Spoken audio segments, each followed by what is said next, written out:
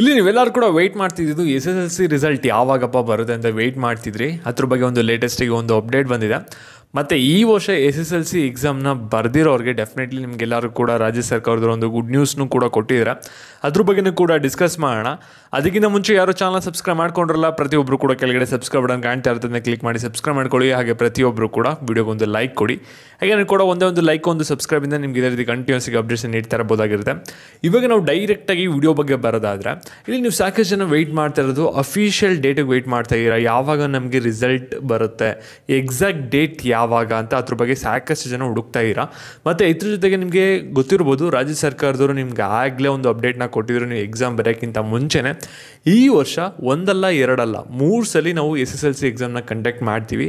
ಅದರಲ್ಲಿ ಸ್ಟೂಡೆಂಟ್ಸು ಎಷ್ಟು ಸಲ ಬೇಕಾದರೂ ಕೂಡ ಎಕ್ಸಾಮ್ನ ಬರೀಬೋದು ಅಂತ ಹೇಳಿದರೆ, ಇದು ಯಾವ ರೀತಿ ವರ್ಕ್ ಆಗುತ್ತೆ ಅಂತ ತಿಳಿಸ್ಕೊಡ್ತೀನಿ. ಗಮನ ಇಟ್ಟು ಕೇಳಿಸ್ಕೊಳ್ಳಿ. ಈ ವರ್ಷ ಏನಾದರೂ SSLC ಎಕ್ಸಾಮ್ನ ಬರೆದಿದ್ರೆ ಇಲ್ಲಿ ನೋಡಿ ನಿಮಗೆ ಸೆಕೆಂಡ್ ಎಕ್ಸಾಮ್ನ ಕಂಡಕ್ಟ್ ಮಾಡ್ತಾರೆ. ಆ ಒಂದು ಸೆಕೆಂಡ್ ಎಕ್ಸಾಮಲ್ಲಿ ಯಾರು ಫೇಲ್ ಆಗಿದ್ದೀರಾ ಅವರು ಕೂಡ ಬರೀಬೋದು.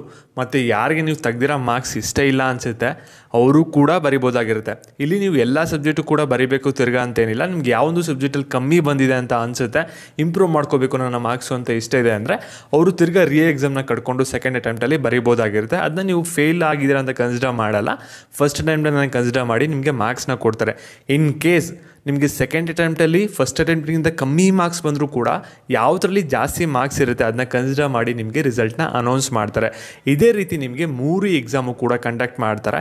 ಇವಾಗ ಫಸ್ಟ್ ಎಕ್ಸಾಮ್ದು ರಿಸಲ್ಟ್ ಬಂದಿದ ತಕ್ಷಣ ನೆಕ್ಸ್ಟು ಸೆಕೆಂಡ್ ಎಕ್ಸಾಮ್ ನಿಮಗೆ ಕಂಡಕ್ಟ್ ಮಾಡ್ತಾರೆ. ಅಪ್ಲಿಕೇಶನ್ಸ್ ಎಲ್ಲ ಕರೆದುಬಿಟ್ಟು ಅವಾಗ ನೀವು ಸೆಕೆಂಡ್ ಎಕ್ಸಾಮ್ ಬರೀಬೋದು. ಸೆಕೆಂಡ್ ಎಕ್ಸಾಮಲ್ಲೂ ಕೂಡ ಕ್ಲಿಯರ್ ಆಗ್ತಾಯಿಲ್ಲ ನಿಮ್ಮ ಸಬ್ಜೆಕ್ಟ್ಗಳಂದರೆ ಥರ್ಡ್ ಎಕ್ಸಾಮು ಕೂಡ ಬರೀಬೋದಾಗಿರುತ್ತೆ. ಇದನ್ನ ಯಾವುದೇ ಥರದ ನಾವು ಸಪ್ಲಿಮೆಂಟ್ರಿ ಅಂತ ಕನ್ಸಿಡರ್ ಮಾಡಲ್ಲ ಅಂತ ಅಫಿಷಿಯಲ್ ಆಗಿ ಎಜುಕೇಷನ್ ಮಿನಿಸ್ಟರ್ ಏನಿದಾರಲ್ಲ ಅವರೇ ಒಂದು ಅಪ್ಡೇಟ್ನ ಕೊಟ್ಟಿದ್ದಾರೆ. ಇದೆಲ್ಲ ಒಂದು ಸೈಡ್ಗೆ ಇಡೋಣ. ಇವಾಗ ಎಲ್ಲರೂ ಕೂಡ ನೀವು ಒಂದ್ಸಲಿ ಎಕ್ಸಾಮ್ನ ಬರ್ದಿದ್ದೀರಾ. ಇವಾಗ ಆ ಒಂದು ರಿಸಲ್ಟ್ ಯಾವಾಗಪ್ಪ ಬರುತ್ತೆ ಅಂತ ನೀವು ಸಾಕಷ್ಟು ಜನ ವೆಯ್ಟ್ ಮಾಡ್ತಾ ಇದ್ದೀರಾ.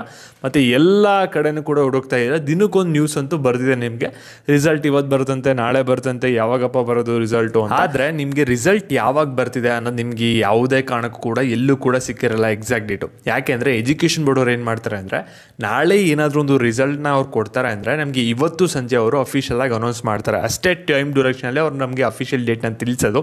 ಇವಾಗ ಬಂದಿರೋಂಥ ಮಾಹಿತಿ ಪ್ರಕಾರ ನಿಮ್ಮ SSLC ಪೇಪರ್ ವ್ಯಾಲ್ಯೂಷನ್ ಎಲ್ಲ ಕೂಡ ಕಂಪ್ಲೀಟ್ ಆಗಿ ಮುಗ್ದಿದೆ. ಈ ಒಂದು ನ್ಯೂಸ್ ಪೇಪರ್ ಆರ್ಟಿಕಲ್ ಪ್ರಕಾರ ಮೇ 2ನೇ ತಾರೀಕು ಅಂತ ಡೇಟ್ ಹೇಳಿದ್ದಾರೆ, ಸರಿನಾ? ಅಂದರೆ ಮೇ 5ನೇ ತಾರೀಕು ಒಳಗಡೆ 99.99% ನಿಮಗೆ ರಿಸಲ್ಟ್ ಬರುತ್ತೆ. ನಿಮ್ಮ ರಿಸಲ್ಟ್ಗೆ ಎಲ್ಲರಿಗೂ ಕೂಡ ಆಲ್ ದ ಬೆಸ್ಟ್.